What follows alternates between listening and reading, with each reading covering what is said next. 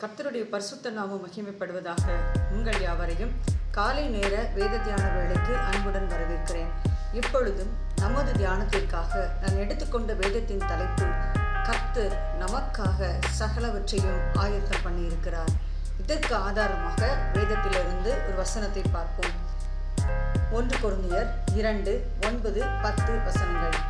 எழுதியிருக்கிறபடி, தேவன் தம்மில் அன்பு கூறுகிறவர்களுக்கு ஆயத்தம் பண்ணினவைகளை கண் காணவும் இல்லை, காது கேட்கவும் இல்லை, அவைகள் மனுஷனுடைய இருதயத்தில் தோன்றவும் இல்லை. நமக்கோ தேவன் அவைகளை தமது ஆவியினாலே வெளிப்படுத்தினார்.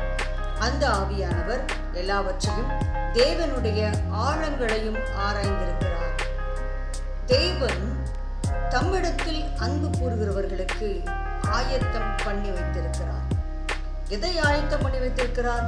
கண் காணாத, காது கேட்காத, மனுஷனுடைய இருதயத்தில் தோன்றாதவைகளை ஆயத்தம் பண்ணி வைத்திருக்கிறார். மனிதன் தேவன் எனக்கு இதையெல்லாம் செய்தாரா என்று கேள்விகளை கேட்கும் போது, ஏன் தேவன் இப்படிப்பட்ட பாதைகளில் என்னை நடத்துகிறார் என்கின்ற கேள்விகளுக்கு பதில் கிடைக்காத போது, வேதத்திலிருந்து தேவன் தருகின்ற பதில், அவரிடத்தில் அன்பு கூறுவர்களுக்கு சகலமும் ஆயத்தம் பண்ணப்பட்டிருக்கிறது. நீதிமொழிகள் 21:31 சொல்கிறது, குதிரை யுத்த நாளுக்கென்று ஆயத்தமாக்கப்படும், ஜெயமோ கர்த்தரால் வரும். குதிரை ஆயத்தமாக்கப்பட்டாலும் அது ஜெயத்தை கொண்டு வருமா என்ற கேள்விகளை கேட்டால் பதில் தெரியாது என்பதை கொண்டு வரலாம், கொண்டு வராமலும் போகலாம் என இருந்தாலும் குதிரை யுத்த நாளுக்கென்று ஆயத்தமாக்கப்படுகிறது. இங்கு பதில் இப்படியாய் வருகிறது, ஜெயமோ கர்த்தரால் வரும். ஆனால் இந்த வசனம், குதிரை ஆயத்தமாக்கப்பட்டாலும் ஜெயத்தை தருகிறது தேவன். ஆனால் 1 கொரிந்தியர்ல வசனம் இவ்விடமாய் சொல்கிறது, அவரிடத்தில் அன்பு கூறுகிறவர்களுக்கு அவர் சகலத்தையும் ஆயத்தம் பண்ணி வைத்திருக்கிறார், சகல நன்மைகளையும் ஆயத்தம் பண்ணி வைத்திருக்கிறார், சகல ஆசீர்வாதங்களையும் ஆயத்தம் பண்ணி வைத்திருக்கிறார், சகலவித காரியங்களையும் ஆயத்தம் பண்ணி வைத்திருக்கிறார். தாய் இல்லை, என்னுடைய வாழ்க்கையின் எதிர்காலம் இனி என்ன எவ்வண்ணமாய் முடியும், என்னுடைய தாயினுடைய இழப்பு என்னுடைய இருதயத்தை கசக்கி பிழிகிறது, இனி இந்த உலகத்தில் நான் என்ன செய்ய போகிறேன் என்று அங்கலாய்ப்பு ஒரு பக்கம் இருந்தாலும், தன்னுடைய தியான வேளையில் சாயங்காலத்தில் சரியாய் இருந்து தன்னுடைய தியானத்தை முடித்துவிட்டு அப்படியே வந்து கொண்டிருந்த ஈசாக்குடைய வாழ்க்கையில் தேவன் ஆயத்தம் பண்ணி வைத்துக் கொண்டிருந்த ரெபேக்காளை பார்க்கும்படி தேவன் அற்புதம் செய்தார். ஈசாக்கு ரெபேக்காளுக்காக ஒருவேளை ஜெபித்திருக்கலாம், அதை குறித்து நமக்கு வேதம் சொல்லவில்லை. ஆனாலும் அவனுக்காக ஆயத்தம் பண்ணினதை காணும்படி தேவன் அனுக்கிரகம் செய்தார். எப்போது தெரியுமா? தேவனிடத்தில் அன்பு கூர்ந்து தன்னுடைய தியான வேளையில் சரியாய் இருந்த போது. இதுவரை குழந்தை இல்லை, இனி குழந்தை பிறக்குமா தெரியாது. ஆனாலும் அழைக்கப்பட்ட ஆசாரிய அழைப்பில் தன்னுடைய ஊழியத்தை சரியாய் செய்து கொண்டிருந்த சகரியாவிடத்தில் ஒரு தேவதூதன் வந்து இவ்விடமாய் சொல்லுகிறார், சகரியாவே, உன்னுடைய வயதை குறித்து ஆச்சரியப்படாதே, இதோ உனக்கு இந்த வயதான சூழ்நிலையிலே நீ ஒரு அற்புதத்தை காணப்போகிறாய். எப்போது தெரியுமா? என்ன நடந்தாலும் சரி, எனக்கு தேவன் போதும். குழந்தை இல்லை, அதனால் நான் ஆசாரி ஊழியத்தை செய்ய முடியாது, எல்லாருமே சிரிக்கிறார்களே என்றல்ல, எனக்கு தேவன் தந்தாலும் சரி தராவிட்டாலும் சரி, எனக்கென்று நியமிக்கப்பட்ட அந்த ஊழியத்தில் நான் சரியாக இருப்பேன் என்று தன்னை ஒப்பு கொடுத்த சகரியாவின் வாழ்க்கையில் தேவன் ஒரு யோவான் ஸ்நானகனை பார்க்கும்படி ஆயத்தம் செய்தார்.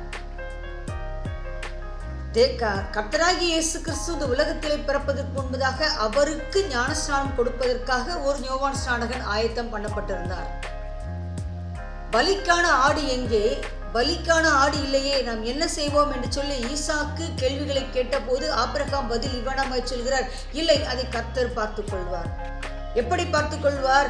தமக்குரிய பலியை தேவன் எனக்காக ஆயத்தம் பண்ணி வைத்திருக்கிறார் என்பதே ஆபிரகாமின் விசுவாசம். இக்கட்டு நேரத்தில், வேதனை நேரத்தில், கண்ணீர் நேரத்தில், பதில் கிடைக்காத நேரத்தில், பதிலை காண முடியாத நேரத்தில் நம்முடைய வாழ்க்கையின் பதில் இவ்வளமாய் இருக்க வேண்டும்.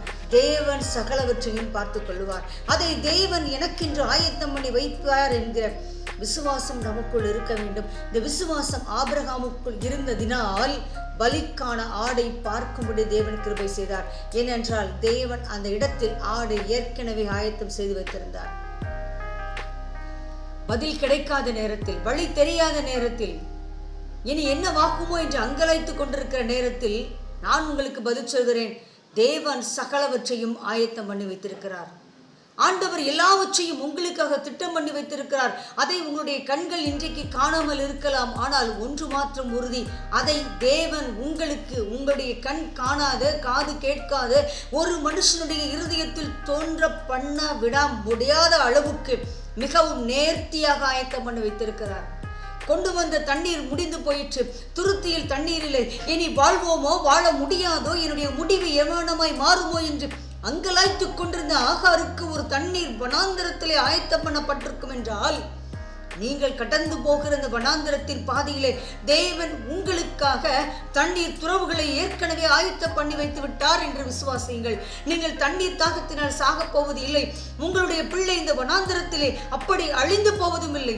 புருஷன் கைவிட்டிருக்கலாம். ஒருவேளை நீங்கள் நம்பியிருந்த சூழ்நிலைகள் மாறியிருக்கலாம். யாரையெல்லாம் நம்பி எதிர்பார்த்திருந்தீர்களோ அவர்கள் இன்று முடியாது என்று கையை விரித்திருக்கலாம். இதனால் தேவன் உங்களை கைவிட்டார் என்கிற சூழ்நிலை அல்ல. இந்த சூழ்நிலையின் மத்தியிலும் உங்களை அழைத்த தேவன், உங்களை நேசித்திருக்கிற தேவன், உங்களை கரம் பிடித்திருக்கிற தேவன் உங்களோடு இருக்கிறார். ஒரு நாளும் நீங்கள் செத்து போவதில்லை. மாறாக உங்களுக்கென்று ஒரு புதிய சகாப்தத்தை தேவன் உருவாக்கி கொண்டிருக்கிறார் என்பதை அறிந்து இந்த சூழ்நிலையின் மத்தியிலே முழங்கால் போட்டு, நீர் எனக்கென்று ஆயத்தம் பண்ணி வைத்திருக்கிறது இந்த கண்கள் காணும்படி உதவி செய்யும். கல்யாண வீடு திராட்சரசம் குறைந்து போயிற்று, இனி அடுத்த பந்தி வைக்கப்பட்டால் இந்த ஊர் என்னை பார்த்து சிரிக்குமோ என்கிற நிலையில் அங்கே திராட்சரசம் ஆயத்தமாக்கப்பட்டது. சரியான நேரத்தில் சரியான காரியத்தை உங்களுக்கு தந்து உங்களோடு தேவன் இருக்கிறார் என்பதை அவர் அநேகருடைய கண்கள் காணும்படி செய்வார். திட்டம் பண்ணின ஆசீர்வாதத்தை தருவார். நியமிக்கப்பட்ட ஆசீர்வாதத்தை தருவார். ஆயத்தமாக்கப்பட்ட ஆசீர்வாதத்தை தருவார்.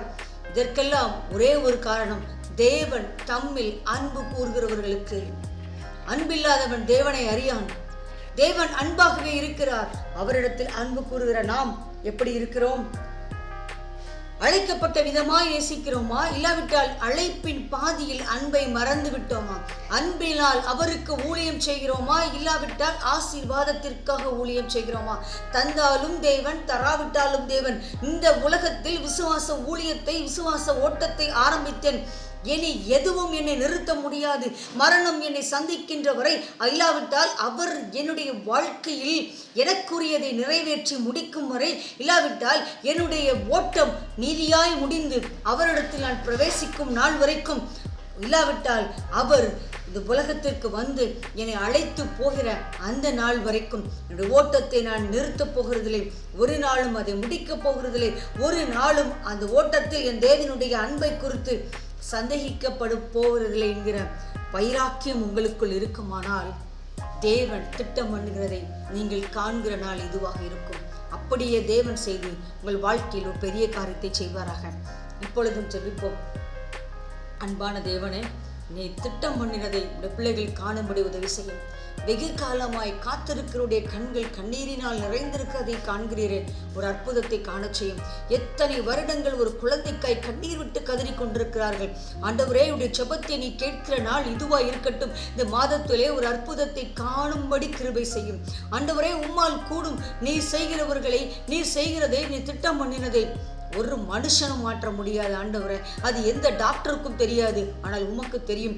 அதை இந்த மாதத்தில் காணும்படி ஒரு அனுக்கிரகமான ஒரு ஆரம்பத்தை நீர் உருவாக்கி தரும்படியாக நாங்கள் ஜெபிக்கிறோம். அப்படியே இயேசுவின் நாமத்தில் அது நடப்பதாக. வாழ்வதற்கு வழி இல்லாமல் தவிக்கிறவர்களுக்கு அவர்கள் போகிற வனாந்தரத்திலே ஊற்று கண்களை திறந்து கொடுப்பீராக. அப்பா, வழி இல்லாத சிம்சோனுக்கு என்ன கோரியை திறந்து கொடுப்பீராக. கரம் பெரிய காரியங்களை செய்யட்டும். தாங்கி நடத்தும், பலப்படுத்தும், வழி நடத்தும். இயேசுவின் நாமத்தில் கேட்கிறோம் நல்ல பிதாவே, ஆமென்.